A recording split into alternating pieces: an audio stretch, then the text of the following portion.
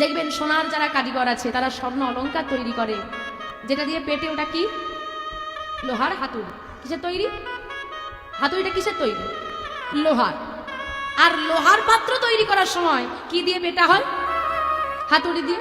সেটা কিসের তৈরি? লোহার। সোনা একদিন লোহাকে জিজ্ঞেস করছে, এই লোহা, দেখ, তোকেও হাতুড়ি দিয়ে মারা হয় যেটা লোহার তৈরি, আর আমাকেও সে একই ধাতু দিয়ে মারা হয়, সেটাও তো লোহা তৈরি। আমি তো কই, তো চিৎকার করিনি বাবা। সোনাকে মারলে আওয়াজ পাওয়া যায়? কম পাওয়া যায়। কিন্তু লোহাকে যখন পেটা হয় সবাই জানতে পারে। তুই এত চিৎকার করিস কেন? তখন লোহা সোনাকে বলছে, ওরে লোহা তোর কে হয়? সোনাকে জিজ্ঞেস করছে, লোহা তোর কে হয়? কেউ না। লোহা আমার কে হয়? সোনা লোহা কে হয়? কিন্তু আমিও লোহা, আর যাকে দিয়ে আমায় আঘাত করা হচ্ছে, যে আমায় আঘাত করছে, সেও লোহা। সোনা, লোহা তোর পর, তাই তোকে আঘাত করলে তোর লাগে না।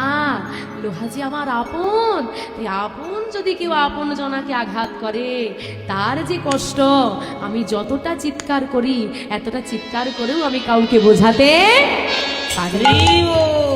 আরে বুঝতে পারলে মা, আপন মানুষ আঘাত দিলে চিৎকার করে কেঁদেও কাউকে বোঝানো যায় না।